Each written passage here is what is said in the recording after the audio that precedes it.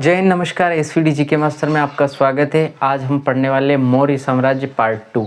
Part 1 बना चुके हैं मौर्य साम्राज्य संस्थापक चंद्रगुप्त के बारे में। तो जाके वीडियो सेक्शन में जाइए चैनल पर और वीडियो देखिए। वीडियो देखने के बाद अगला पार्ट यानी कि बिंदुसार आपको अच्छे से समझ में आते हैं। तो बिंदुसार किसका उत्तराधिकारी बनता है? चंद्रगुप्त मौर्य का। चलो पहले क्या करते हैं, चंद्रगुप्त मौर्य का उत्तराधिकारी कौन बनता है भाई? बिंदुसार। कौन बनता है? बिंदुसार। अब ये गद्दी कब बैठता है? मगध की गद्दी पे कब बैठता है? तो अपने पिता की मृत्यु यानी कि चंद्रगुप्त मौर्य ने अंत में जैन धर्म अपना लिया था। तो श्रवणबेलगोला कर्नाटक में जाके उपवास करते वक्त या उपवास के कारण मृत्यु हो जाती। तो कब होती? 298 ईसा पूर्व में। 298 ईसा पूर्व। तो मगध की गद्दी पे उत्तराधिकार कौन बैठेगा? बिंदुसार। ठीक है, तो ये गद्दी का बेटा 298 ईसा पूर्व। चलो आगे बढ़ते हैं। कहते हैं कि बिंदुसार ना तो अपने पिता की तरह कोई ऐसा युद्ध लड़ पाया, ना अशोक की तरह महान सम्राट बन पाया, लेकिन कहते हैं कि उद्योगों का मेरुदंड लोहा होता है, ऐसे ही मौर्य साम्राज्य का मेरुदंड बिंदुसार है। चलो, तो अब धर्म कौन सा अपनाता है? धर्म आजीवक संप्रदाय। बिंदुसार कौन सा धर्म अपना लेता है? आजीवक संप्रदाय। चंद्रगुप्त कौन सा अपनाता भाई? चंद्रगुप्त, थोड़ा सा इसके बारे में लिख लो। चंद्रगुप्त कौन सा धर्म अपनाता है? अंत में जैन। बिंदुसार कौन सा अपनाया? अभी कौन सा धर्म अपनाया? आजीवक संप्रदाय। ठीक है। अब बिंदुसार का बेटा अशोक, महान सम्राट अशोक कौन सा धर्म अपनाएगा? बौद्ध धर्म। क्यों अपनाता है? अशोक को पढ़ेंगे अगले पार्ट में। लेकिन 261 ईसा पूर्व में कलिंग का युद्ध होता है, जो वहाँ से अशोक का हृदय द्रवित हो जाता है। उसके बाद अशोक कौन सा धर्म अपना लेता है? बौद्ध धर्म। तो ये देखो, धर्म से बड़ी ये अच्छी MCQ बन सकते हैं आपके, यहाँ से पूछा जाए तो धर्म से संबंधित। विदेशी संधि, बिंदुसार की विदेशी संधि भी थी, मित्रता भी थी। किसके साथ थी? संधि मित्रता थी। किसके साथ थी? सीरिया। किसके? सीरिया नरेश या सीरिया राजा, नरेश कर देता हूँ। सीरिया नरेश, जिसका नाम था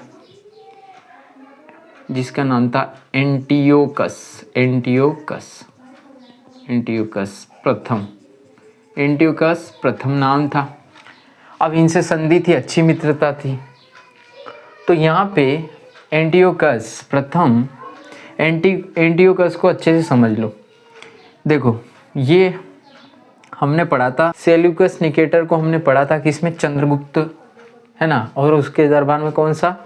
राजदूत मेगास्थनीस। तो यहाँ पे सेल्यूकस निकेटर, सुनना ध्यान से, सेल्यूकस निकेटर थोड़ी से बेसिक से समझ लो इस बात को। सेल्यूकस निकेटर एक साम्राज्य की स्थापना करता है, साम्राज्य जिसका नाम है सेल्यूसिड साम्राज्य की स्थापना करता है। उसी का उत्तराधिकारी कौन था? एंटियोकस प्रथम। तो इसकी मित्रता किससे थी? बिंदुसार से। एंटियोकस की मित्रता किससे थी? बिंदुसार से। बिंदुसार के राज दरबार में कौन सा राजदूत बनाकर भेजता है? राजदूत एंटियोकस प्रथम डाइमेक्स। ये पूछा जाता है, डाइमेक्स कौन सा राजदूत? डाइमेक्स नाम का राजदूत कहाँ भेजते हैं? बिंदुसार के राज दरबार। फिर से बोल रहा हूँ, सेल्यूकस निकेटर सिकंदर का सेनापति था और उसने एक साम्राज्य इराक में, वहाँ पे सेल्यूसिड नाम का एक साम्राज्य स्थापित किया।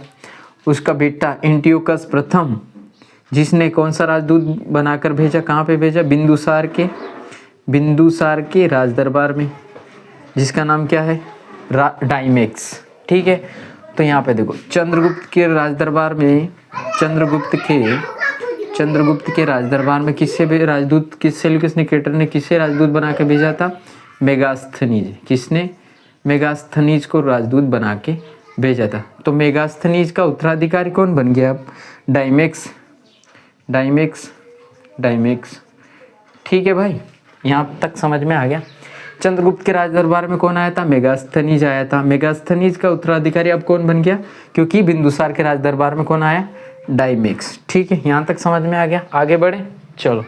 यहाँ तक समझ में आया तो जल्दी जल्दी कमेंट कीजिएगा, डाउट हो तो कमेंट में ज़रूर पूछिएगा। तो आगे बढ़ते हैं, चौथा पॉइंट। तो आगे बढ़े। अब देखो, बौद्ध विद्वान तारानाथ का कहना है कि बिंदुसार को 16 राज्यों का क्या बताया? विजेता। क्या बताया? विजेता। 16 राज्यों को क्या बताया? विजेता। ठीक है, विजेता। तो देखो, एक तक्षशिला में क्या होता है? विद्रोह। बिंदुसार के समय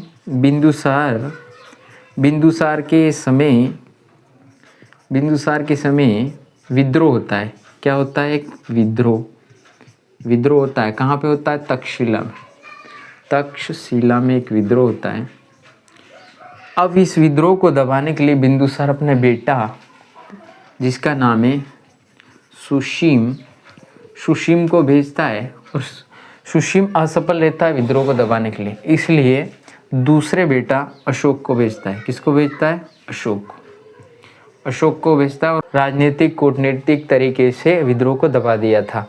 तो देखो कैसे महान सम्राट अशोक फिर महान बना। तो बिंदुसार का एक उपनाम भी है जिसे बोलते हैं अमित्र घात।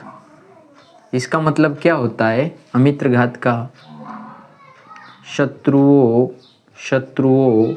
शत्रुओं का विनाश करने वाला है। विनाशक, शत्रुओं का विनाशक या विनाश करने वाला।